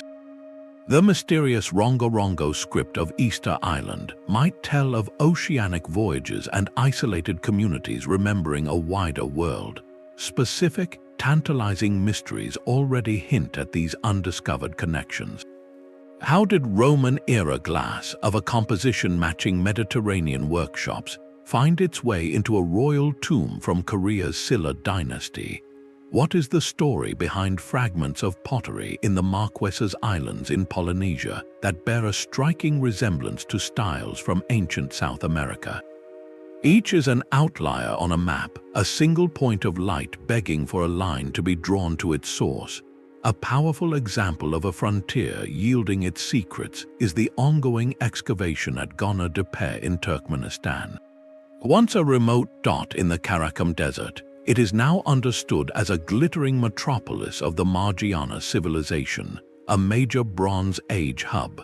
Its wealth in elaborate tombs and sophisticated architecture positions it as a probable crossroads, a place where goods and envoys from Mesopotamia, the Indus Valley, and the steppe nomads may have met and negotiated. The future of this field shines with potential, poised to fill the blank spots on our map with color and motion. But as the discoveries accelerate, we face a profound responsibility. Each new thread we pull in this global tapestry requires careful, respectful interpretation, for these are not just academic puzzles but the ancestral heritage of living peoples. The story we tell must honor the complexity we uncover. A curator in Delhi carefully places a Mesopotamian cylinder seal into a display case, while a colleague in Baghdad prepares a formal request for its return. This single artifact, a silent witness to ancient diplomacy, now sparks a modern debate over who has the right to tell its story. As we rewrite history to emphasize connection, we must confront a profound ethical question: who owns the narrative of a shared past? This new understanding can be a powerful force for global empathy, revealing our deep, common roots, yet it also risks becoming a new battlefield, where evidence of ancient contact is weaponized to support modern political claims over territory or cultural prestige. Archaeologist Dr. Chip Colwell, who has written extensively on the ethics of repatriation, frames this as a fundamental tension between science and sovereignty. When we prove that cultures were never pure or isolated, it challenges the very foundations of nationalist stories that demand a singular, exclusive lineage. Does a Mesopotamian seal found in the Indus Valley belong to modern Iraq, to modern India, or to the shared heritage of all humanity? There is no simple answer, and each position carries weight. This forces us to navigate a delicate balance between scientific openness and the legitimate, often urgent, concerns of source communities. For centuries, archaeology was an extension of colonial power, with artifacts extracted from their homelands to fill distant museums, telling a story shaped by the conqueror's perspective. Today, as nations and indigenous groups reclaim their cultural heritage, they are also reclaiming the right to interpret their own past. The new narrative of connection must not repeat the mistakes of the old isolationist model by imposing another external framework. It must be built through collaboration, listening to the living traditions and oral histories that have carried memories of these ancient networks long after the clay tablets fell silent. We must be vigilant against a new form of intellectual colonialism, where the interconnected model becomes just another grand theory imposed from the outside, ignoring local nuance and meaning. A specific historical caution is the specter of diffusionism, an outdated 19th century idea that all civilization diffused from a single, superior source, like Egypt or Mesopotamia. This theory was often used to deny the independent genius of other cultures, suggesting they were merely passive recipients of a greater culture's influence. Our new model of peer-polity interaction is the opposite. It shows mutual stimulation and creative adaptation, not a one-way street. The goal is not to say Mesopotamia gave civilization to India, but to show they were in a sustained dialogue, each transforming the ideas they received. The ethical path requires us to celebrate connection without diminishing local innovation, to map the web without erasing the unique brilliance of each node within it. Perhaps no case illustrates the raw human stakes of this more than the controversy surrounding the ancient individual known as Kennewick Man in the United States. When his 9,000-year-old remains were discovered in Washington state in the 1990s, a fierce legal and ethical battle erupted. Several Native American tribes sought to repatriate the remains for reburial under cultural affiliation laws, citing deep spiritual and ancestral ties to the land where he was found. A group of scientists, however, sued to block repatriation, arguing that initial skeletal studies suggested biological ancestry distinct from modern local tribes, and that the remains were therefore of paramount research value. For years, the case was fought in courts and in the media, becoming a painful symbol of the clash between scientific inquiry and indigenous rights. It was a stark reminder that ancient bones are not just data points, they are ancestors woven into the living identity and sacred beliefs of communities today. The eventual resolution, which led to repatriation and reburial after more advanced genetic testing, affirmed the tribe's connection, underscored a crucial principle: the past is not a detached laboratory, it is a landscape of enduring meaning. This responsibility extends directly to how we communicate these discoveries today. In videos like this one, we are not merely transmitting neutral facts, we are participating in shaping a collective story. The tone we use, the frameworks we choose, the questions we ask, all either reinforce old divisions or help build new bridges. The most ethical narrative of a connected ancient world is one that emphasizes mutualism over hierarchy, exchange over conquest, and the shared human genius for building relationships across perceived chasms. It is a story that does not seek to take history away from anyone, but to give everyone a deeper, more inclusive stake in our collective journey. As we stand before that museum display case, the real question is not where the artifact belongs, but whether we can mature enough to see it not as property to be claimed, but as a message from our common past, urging us toward a more thoughtful future. A museum visitor's fingertip hovers over a glowing touchscreen, poised to accept or reject a Hittite king's terms for a grain shipment. This is not passive learning, it is an invitation to participate in the ancient art of statecraft. The vital work of translating dusty evidence of ancient diplomacy into living stories for the public has never been more urgent, for the narrative we choose to share directly shapes our modern sense of identity. Making this deeply interconnected history accessible does more than entertain. It actively fosters a sense of shared human heritage and provides a powerful antidote to the parochial, isolationist stories that still divide us. As satellite archaeologist Dr. Sarah Parkak demonstrates through her public engagement work, involving people directly in the process of discovery transforms them from passive consumers into active stakeholders in a global past. Her projects, like using crowd-sourced satellite imagery to identify potential sites, turn every interested person into a co-investigator, revealing how technology can democratize our connection to history. The challenge and the opportunity lie in finding methods that make these complex, millennia-old networks feel immediate and tangible. One profoundly effective approach is through immersive virtual reality reconstructions. Imagine donning a headset and standing on the bustling docks of the ancient port of Lothal in the Indus Valley, watching foreign merchants barter, hearing the mix of languages, and seeing the very seals and weights that standardized trade.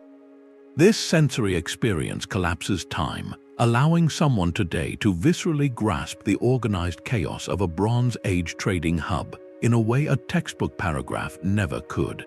Similarly, graphic novels and animated series are proving to be powerful narrative vehicles. By following a single character, perhaps a young translator accompanying a diplomatic caravan from Mesopotamia to the Levant, these stories can weave together the hardships of travel, the nuances of cross-cultural etiquette, and the high stakes of royal gift-giving into a compelling human journey. They turn abstract concepts like peer-polity interaction into personal drama, making the political deeply relatable. For those drawn to the detective work itself, open-access digital databases are revolutionizing public participation. Platforms now allow amateurs around the world to help classify pottery fragments or transcribe weathered inscriptions from digital scans. This citizen science model, used by projects like MicroPast, acknowledges that there are more artifacts than there are professional archaeologists, and that a global public can contribute meaningfully to piecing together our global story. We have seen the success of this narrative shift in initiatives like the British Museum's radio series and book, A History of the World in 100 Objects. By using everyday items, a clay tablet from Iraq, a coin from India, a pot from Peru, the series masterfully wove a narrative that was inherently global, demonstrating how objects carried ideas across continents long before the modern era. It framed history not as the isolated rise and fall of nations, but as a continuous, interconnected conversation. An equally evocative example is the Silk Road project, founded by cellist Yo-Yo Ma. By bringing together musicians from traditions along the ancient trade routes from Iran to China to Azerbaijan, the project used music, the most ephemeral of arts, to recreate the feeling of ancient cultural exchange. The collaborations produced sounds that were entirely new yet deeply familiar, a sonic metaphor for how civilizations have always blended and inspired one another. Each of these methods, from virtual reality to music, serves a common purpose: to make the past vivid enough to change our perception of the present. When a person negotiates a virtual treaty or hears the musical fusion of a 1,000-year-old exchange, they are not just learning a fact, they are feeling a connection. They begin to see borders as temporary and culture as a fluid, creative process. This public engagement is the final, crucial link in the chain of discovery. The evidence uncovered by trowels and spectrometers only fulfills its potential when it is woven into the stories we tell about who we are. By investing in these bridges between the academy and the public, we do more than illuminate the past. We help build a future whose imagination is large enough to hold a truly connected world. That family heirloom on your shelf holds more than just personal memory. Perhaps it is a piece of jewelry, a carved wooden box, or a faded recipe passed down through generations. Look at it again and see it not as an artifact of a closed, local past, but as a potential crossroads. Its style, its materials, the very techniques used to create it might whisper of journeys that began continents away, centuries before it came into your hands. This is the most intimate implication of everything we have explored. The story of ancient diplomacy is not just about kings and empires. It is the story of us, of how every culture, and by extension every person, is a living archive of countless forgotten conversations. This evidence of deep interconnectedness quietly dismantles the most persistent and dangerous modern myth, the idea of a pure, singular heritage. Our identities, both personal and collective, are not products of isolation, but of a long, beautiful, and often challenging dialogue. Think of the language you speak. English is a tapestry woven from Anglo-Saxon, Norse, Latin, and French threads, each strand arriving through conquest, trade, or migration.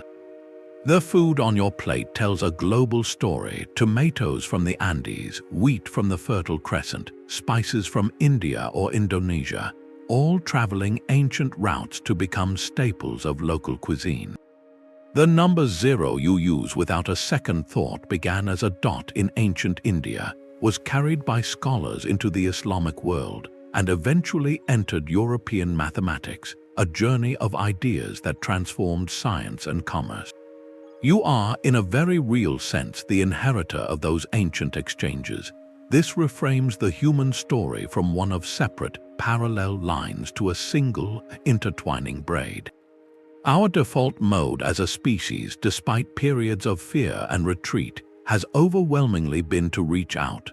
The drive to explore the next valley, to trade for a novel shell or stone, to negotiate safe passage with strangers, these are not modern inventions.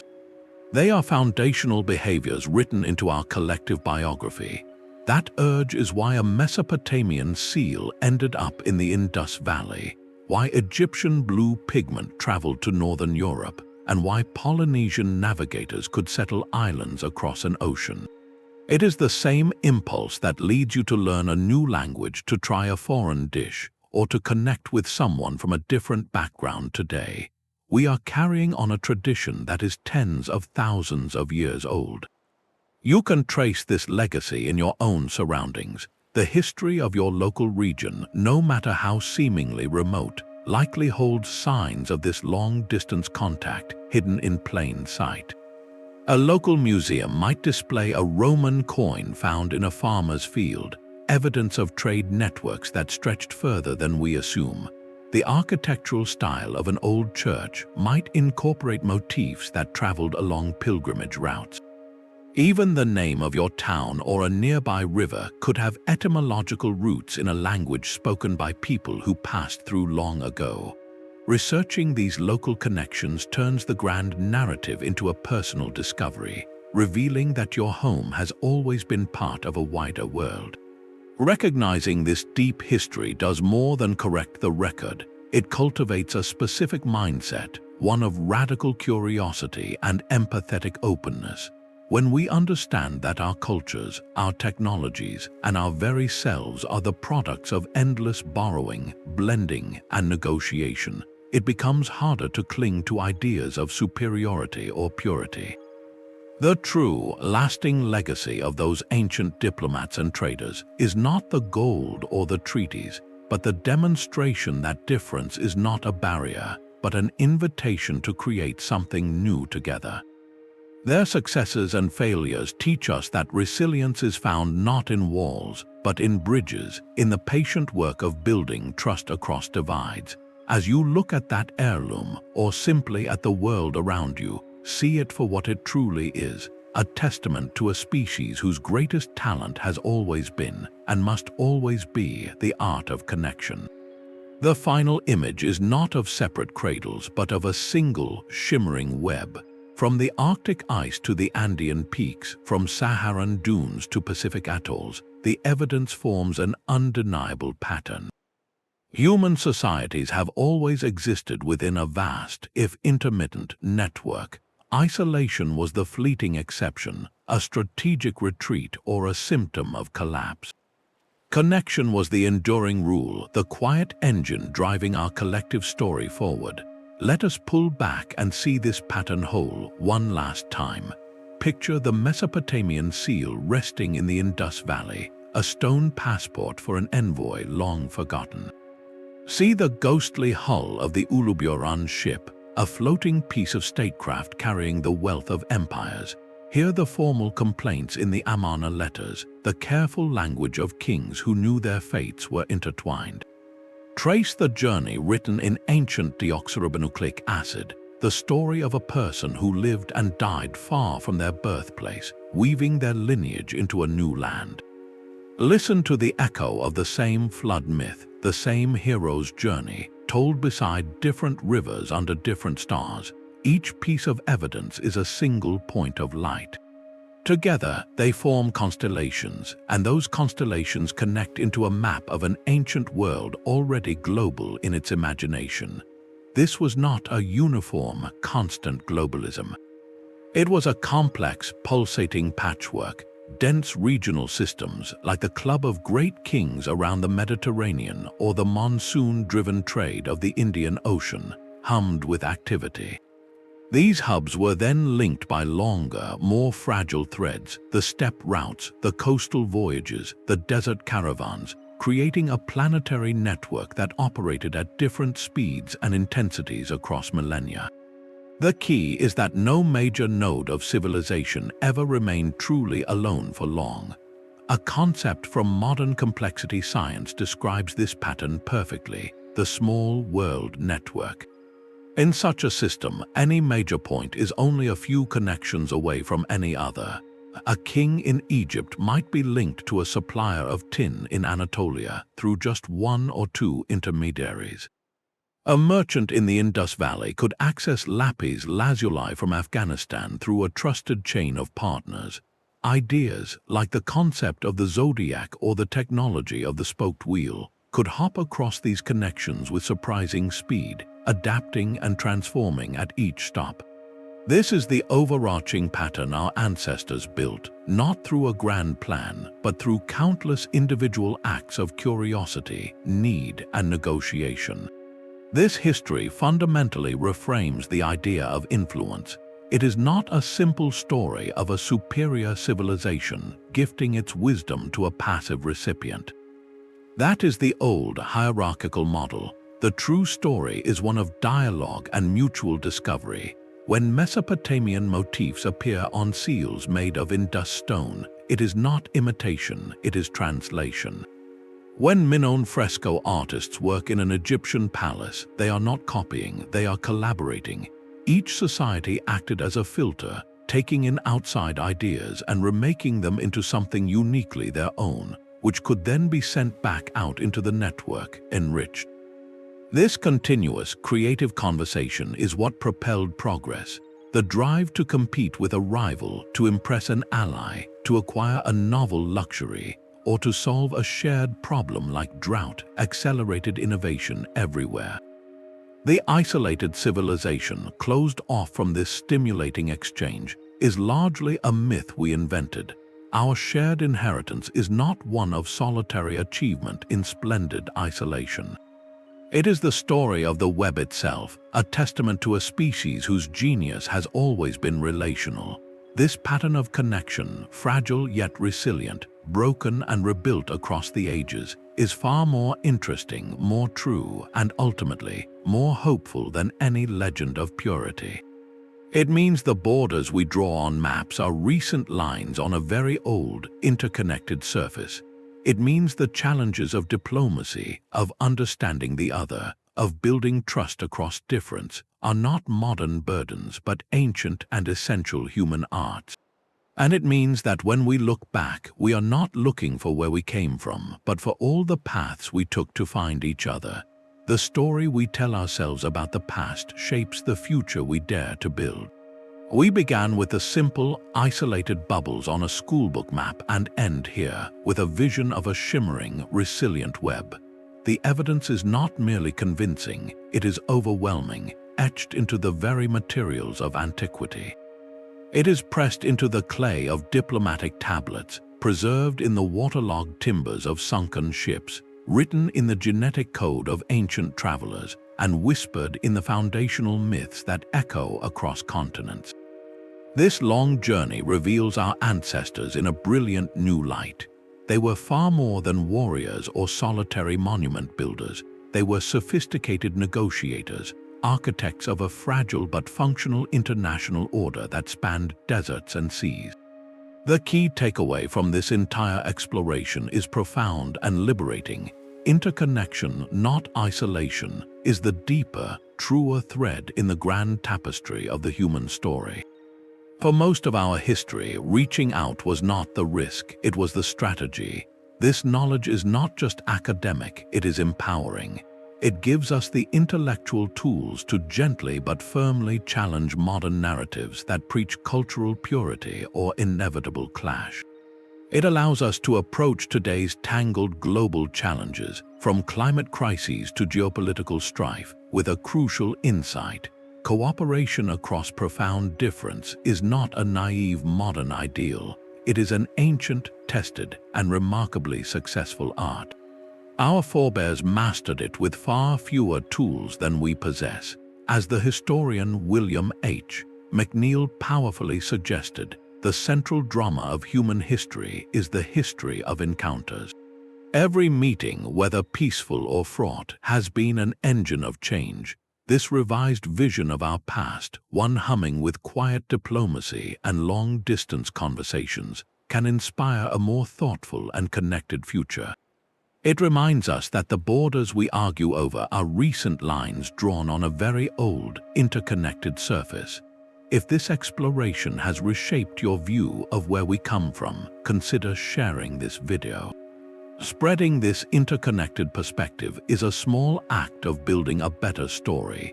Subscribe for more journeys into the mysteries of our shared heritage. And we would truly love to hear from you in the comments. Which single piece of evidence for ancient diplomacy astonished you the most? Was it the Mesopotamian seal in the Indus Valley, the sunken ship with its royal cargo, or the shared language of the stars? Your curiosity is what keeps this ancient conversation alive.